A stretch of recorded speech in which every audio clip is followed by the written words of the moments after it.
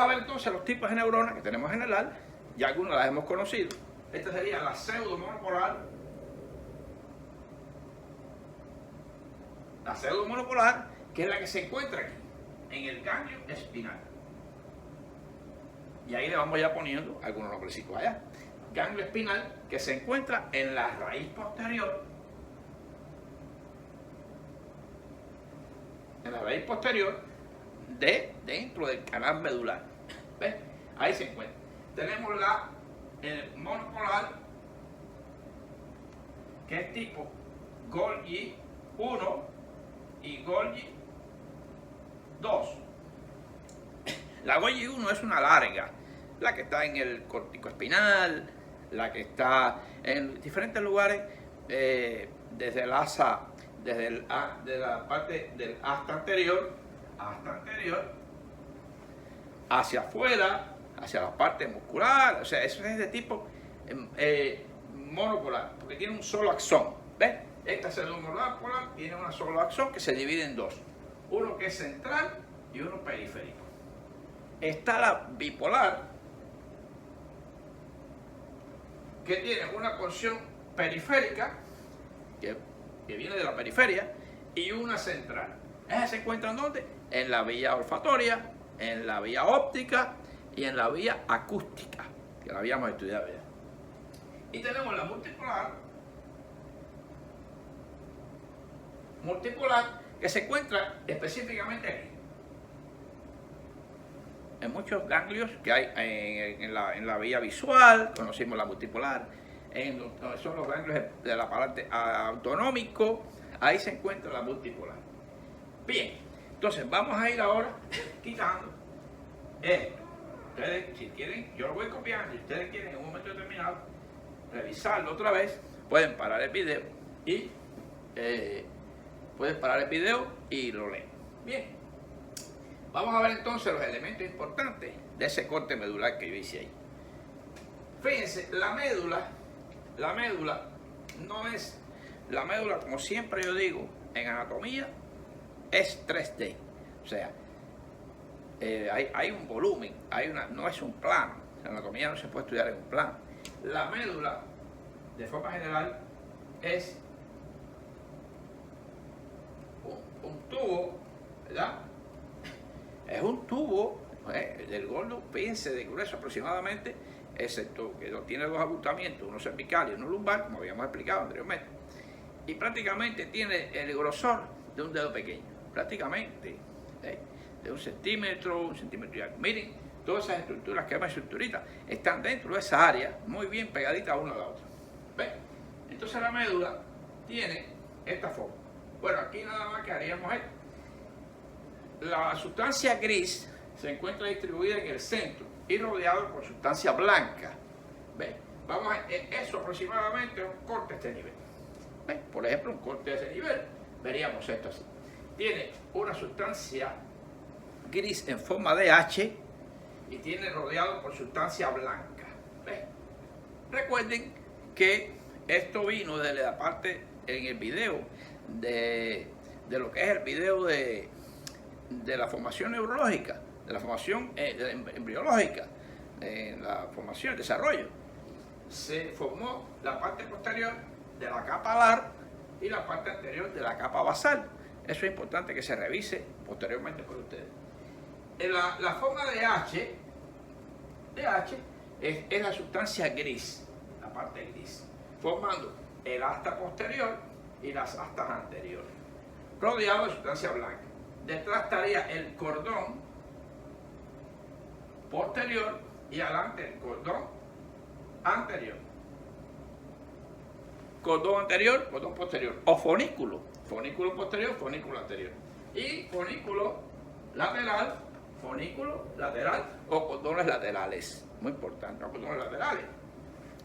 Eso es muy importante porque la médula no es una, ya le digo, al ser un tubo y al cortarlo, existen estructuras en forma de columnas que ascienden o bajan. Las rojas descienden y las azules ascienden, y cualquier lesión puede interrumpir la vía. Si empezamos así, me van entendiendo, van a entender perfectamente todo. Bien, En ese corte entonces tenemos aquí atrás, en el cordón posterior, tenemos las vías que son de grácil y cuniatos. Grácil y cuniato, ya lo habíamos mencionado en video anterior. ¿Ves?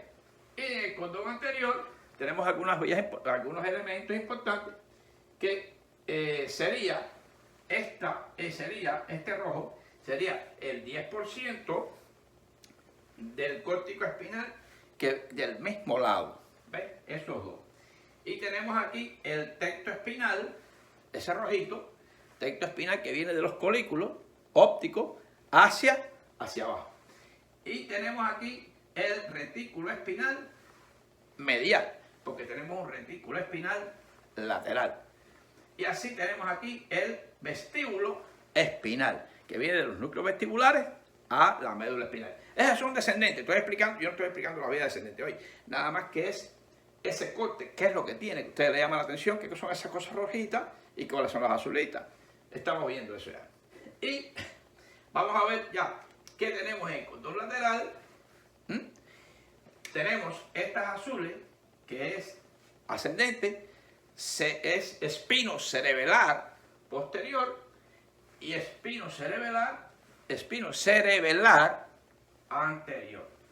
Y tenemos, que es el que nos va a tomar hoy, que nos va hoy a servir para subir esa vía de dolor y temperatura, que sería el espino talámico.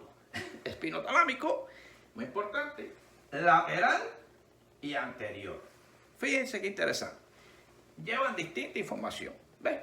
Hoy nos vamos a dedicar al espino talámico lateral. Estos dos rojitos que están ahí en el fornículo lateral o cordones laterales sería el córtico espinal, que viene desde el cerebro, de las áreas motoras, hacia ahí está el 90%, interesante, de la parte contralateral. Por ejemplo, hemisferio derecho, por ejemplo, háganse la idea que este es el lado derecho y este es el lado izquierdo. Esto que está aquí rojo tiene todas las fibras del lado derecho, el 90%. Y este tiene todas las fibras, porque se cruza en un nivel medular, bien alto, o un tronco encefálico en el bulbo bajo. Ahí es que ese límite, por ahí se cruza. Bien, tenemos entonces que ya viendo esos elementos, vamos a terminar con lo que son estos elementos que están aquí y después finalmente vamos a lo que es el asta posterior, que nos compete para el día de hoy, lo que quiere decir para hoy entender qué núcleos del asta posterior van a participar en la vía que hoy vamos a estudiar, que estamos estudiando. Bien, tenemos aquí entonces, esta es la parte posterior. Tenemos aquí la raíz posterior. Raíz posterior. ¿Ves? Y aquí tenemos la raíz anterior. La raíz posterior, que contiene el ganglio espinal, que tiene la neurona fundamental de esa vía, que es la neurona pseudomolecular, como vimos ahorita, pseudomolecular, donde viene desde fuera la información aferente. No hace una sinapsis específicamente, hace un stop rápido y continúa. Esta es la porción periférica y esta es la porción central. Y penetra en los elementos, núcleos del asta posterior, donde va a estar su segunda neurona. Vamos a explicar ahí, área gelatinosa de Rolando y núcleos propios. Vamos allá ahora. Bien, aquí usted ve que el asta anterior se fusiona y salen a través del agujero intervertebral. Cada vértebra se une una con otra y deja un agujero a través de ahí. En ese caso ya sería lo que es, en este punto sería el nervio espinal. Nervio espinal. Nervio espinal. ¿Cuántos son? 31 nervios a cada lado.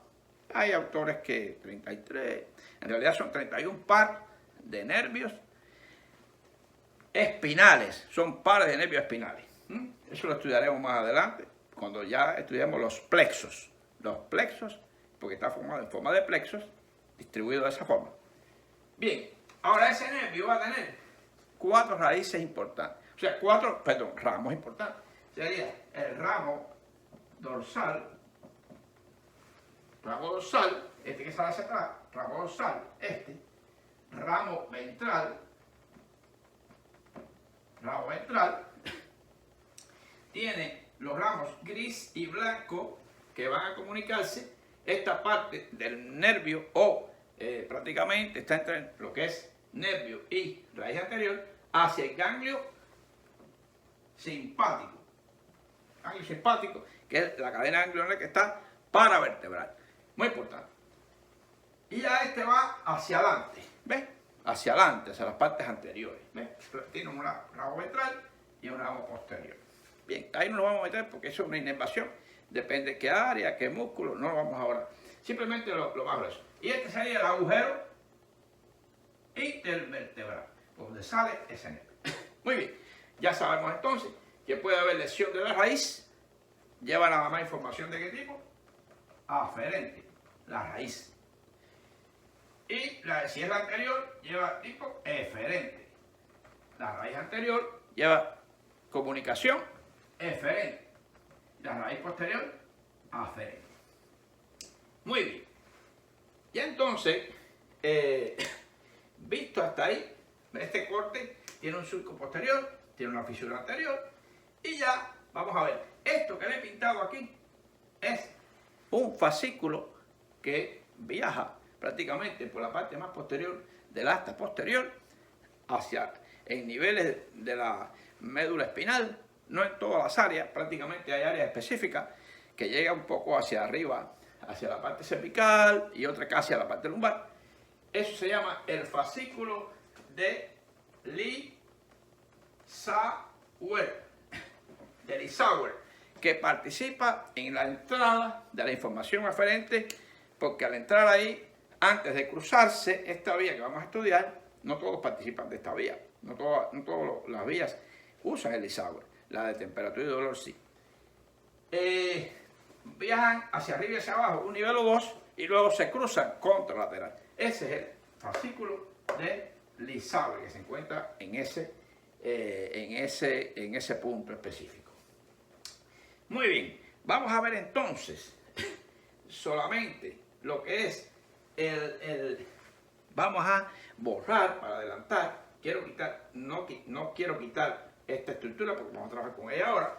Vamos a quitar entonces lo que es este hermoso dibujo que había hecho ahí, que me duele quitarlo, pero ya llegó el momento. Todo tiene un inicio, un desarrollo y una terminación.